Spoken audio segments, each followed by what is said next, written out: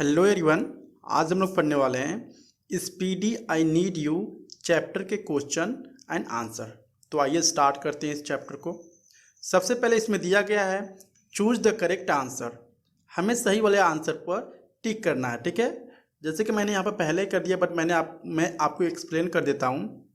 पहला दिया है what did the astronauts need to survive on Mercury, यानी मरकरी पर रहने के लिए, मरकरी क्या है, ग्रह है, वहाँ पर रहने के लिए जो एस्ट्रोनॉट हैं, एस्ट्रोनॉट क्या होते हैं, जो दूसरे ग्रह पर जाते हैं सूट वगैरह पहन के, ठीक है।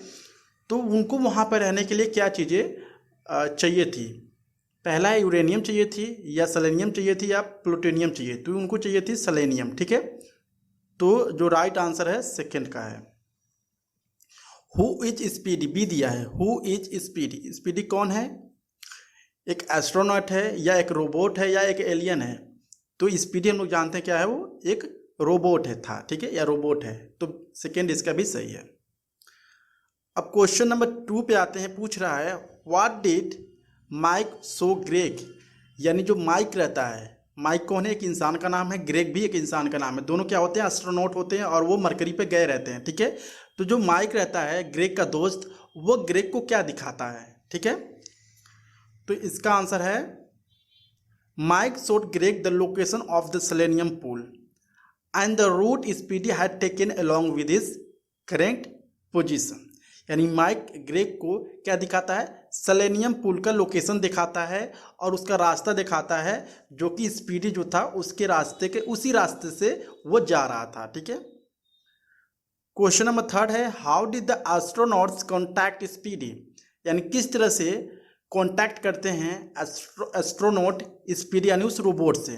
तो इसका आंसर है the astronauts contacted speedy by the using a radio, यानी रेडियो के थ्रू, ठीक है। जैसे कि हम लोग फ़ोन कॉल करते हैं, तो वहाँ पे क्या होता है बेसिकली, जब दूसरे ग्रह पे लोग रहते थे तो रेडियो के थ्रू वो कांटेक्ट करते हैं, ठीक है। वहाँ पर नेटवर्क वगैरह नहीं रहता तो रेडियो वहाँ पे चलता है। रेडियो दूसरे तरह के ऐसा एक डिवाइस रहता है जिससे एक दूसरे से लोग बातें करते हैं, ठीक है। जैसे कि यहाँ पृथ्वी पर हम लोग सेल फोन या एंड्रॉयड का यूज करते हैं कॉल करने के लिए, यहाँ पर जो दूसरे ग्रह पर लोग रहते हैं वो रेडियो का यूज करते हैं, ठीक है, कॉन्टैक्ट करने के लिए, किसी से बात करने के लिए। तो एस्ट्रोनॉट जो होते हैं स्पीडी से रेडियो के थ्रू बात करते हैं या कॉन्टैक्ट करते हैं, ठीक है।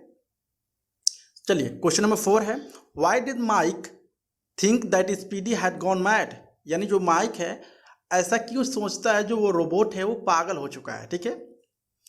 तो इसका आंसर है Mike thought Speedy had gone mad because he kept circling the selenium pool, ठीक है। यानी माइक जब उस स्पीडी यानी रोबोट को देखता है तो वो सोचता है कि जो रोबोट है शायद पागल हो चुका है, ठीक है, क्योंकि जो रोबोट था वो सेलेनियम पुल के चारों तरफ क्या कर रहा था, सिर्फ चक्कर लगा रहा था, ना कि वो सेलेनियम पुल को लेकर वापस आ रहा था। सो क्वेश्चन नंबर 5 है, बोलना है there are 3 laws that are built in a robot brain. The first law state that a robot must not injure a human being और through inaction allow a human being to be harm, ठीक है। यानी यहाँ पर 3 law बताया गया, जो robot हैं वो 3 तरीके से या 3 लॉ उनके लिए नियम बनाए गए हैं, जो कि वो इंसानों को हार्म नहीं कर सकते हैं किस किस तरह से। तो पहला है, ये दिया है explain the first law for robots in your own words, अपने वर्ड में समझाइए कि जो फर्स्ट लॉ है रोबोट का वो क्या होता है या उसका मतलब क्या होता है। तो 5 का एक नाम है, बताते हैं।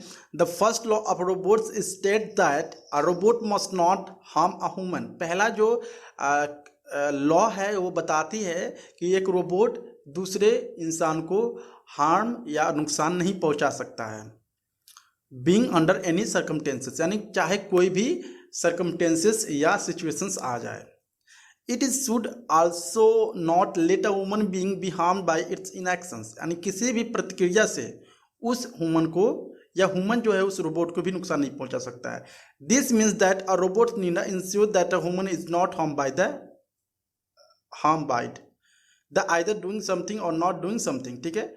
यानी ये बताता है जो रोबोट है, ठीक है, वो इंश्योर करता है कि human is not harm by the, actually जो ह्यूमन है बेसिकली वो रोबोट के द्वारा हार्म नहीं किया जा सकता है या वो दूसरे को नुकसान नहीं पहुंचा सकता है, चाहे वो कुछ भी करे, ठीक है, अदर डूइंग समथिंग और not doing something. Question number यहाँ पे बी है, यहाँ पे पूछ रहा है कि why did Mike explain the 3 laws to Greg, यानी जो माइक है वो तीनों लॉ ग्रेग को क्यों समझाता है।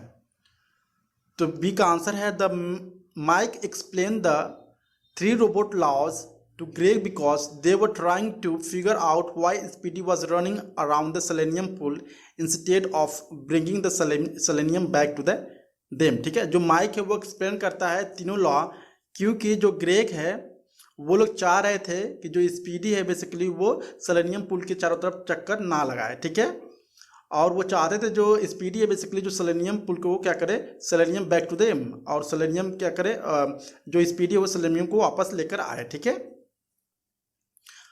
यहां पर सी दिया है when can a robot not follow the third law, यानी जो रोबोट है कब थर्ड लॉ फॉलो नहीं करता है। इसका आंसर है a robot can not follow the third law if it is in direct conflict with the first 2 laws. ठीक है, यानी वो तीसरा लॉ कब नहीं फॉलो करेगा, जब जो तीनों लॉ है ठीक है वो कॉन्फ्लिक्ट हो, मतलब तीनों एक साथ आ जाए। ठीक है, तो वो थर्ड लॉ को नहीं, जो तीनों 2 लॉ है वो कॉन्फ्लिक्ट हो जाए तो तीसरा लॉ है वो नहीं फॉलो करता है।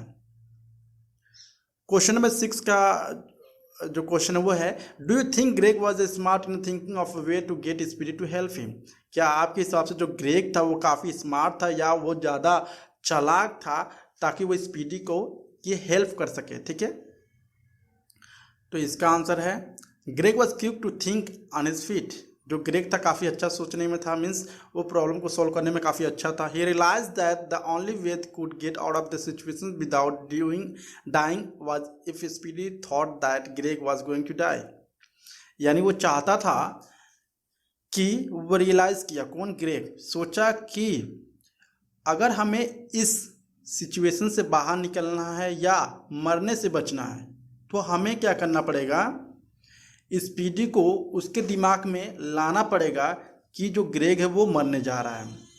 Greg was sure Speedy would come to his rescue, और ग्रेग श्योर था कि अगर मैं किसी बुरे हालात में फंसता हूँ तो जो स्पीडी यानी रोबोट है मुझे बचाने जरूर आएगा।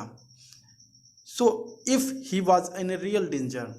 ठीक है, क्वेश्चन नंबर 7 है वाई डिड द ग्रेग से it's okay speedy at the end of the story, यानी जो ग्रेग है वो ऐसा क्यों कहता है इट्स ओके जब ये स्टोरी समाप्त होती है। ठीक है, तो इसका आंसर है Greg sad words because he had just tricked speedy into the changing it's mission, यानी ग्रेग इसलिए इट्स ओके बोलता है क्योंकि वो क्या किया था, एक तरह से जो स्पीडी यानी जो बोल सकते हैं रोबोट था, ग्रेग ने उसके दिमाग को डाइवर्ट किया। ठीक है, वो जानबूझ के मतलब अपने आप को एक डेंजर में फंसाना चाहा, और उससे क्या हो गया, जो रोबोट था उस ग्रेग को बचाने के लिए आ जाता है।